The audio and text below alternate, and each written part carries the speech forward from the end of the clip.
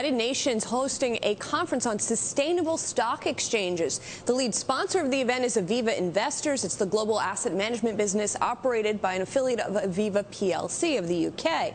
Joining me now is the CEO of Aviva Investors London. That's Paul Aberley. Paul, thanks so much for taking a break from the conference to come in and speak to us. So talk to us first of all, what is sustainable stock exchange? What does that mean exactly? Well, we're really focusing on sustainability long term in terms of corporates and their strategies, ensuring that the way that they're running their companies take into account the responsible behaviour that society expects from them, and to ensure that what they're doing is sustainable. The stock exchange dimension is about thinking, how can stock exchanges take part in an exercise to try to improve that performance? So if you can get specific with us here, what kind of reporting are you looking for from these companies? What specifically do you want to know if they are indeed sustainable? Well, specifically, and Aviva Investors is making a very clear recommendation here that this should be a condition of listing on a stock exchange, that the company produces a report annually explaining its long-term commercial strategy and putting that into context in terms of, is it sustainable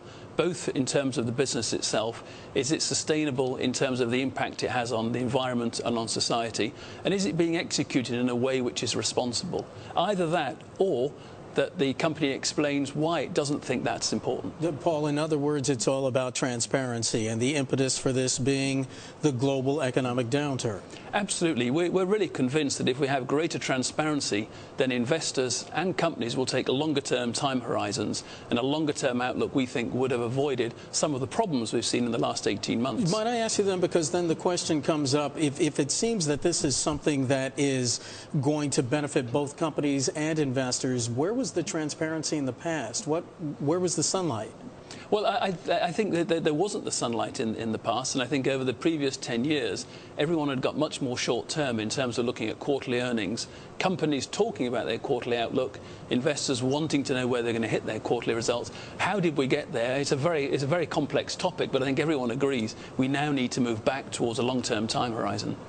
I'm also curious, there is some sort of niche investing in this area when you talk about social responsibility. There are certainly social responsible funds. Do you think there's enough appetite beyond that for people to actually find out this sort of information?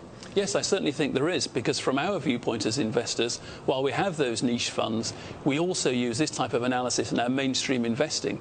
We think that by taking these factors into account, you can make better judgments about how stocks are likely to perform in the future. So for us, this is not a niche, this is mainstream, good quality work to forecast stock returns.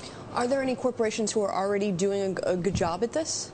Yes, there are a minority of companies that are providing this information. We need many more to do so. Can you give us some examples, perhaps? Well, very close to home, my own company, Aviva, does a lot in that area. And in fact, we are going to be one of the early companies to actually do what I'm suggesting today, which is to put our particular report to a vote at the AGM. Paul, might I ask in about 30 seconds, the collaboration with the United Nations, how did that come about, and were there a lot of international hurdles that you had to go through?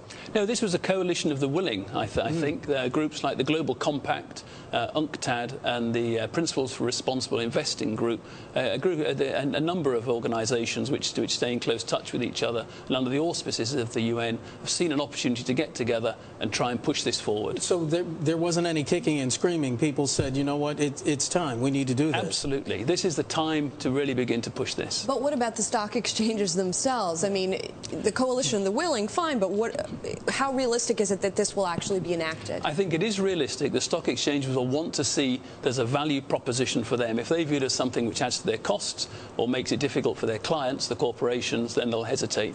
If they see a value proposition, other investors such as ourselves taking an interest, then I think they will quickly support it. Okay. Paul Aberley, CEO of Aviva Investors London, joining us on set. Paul, thanks so much. Thank you.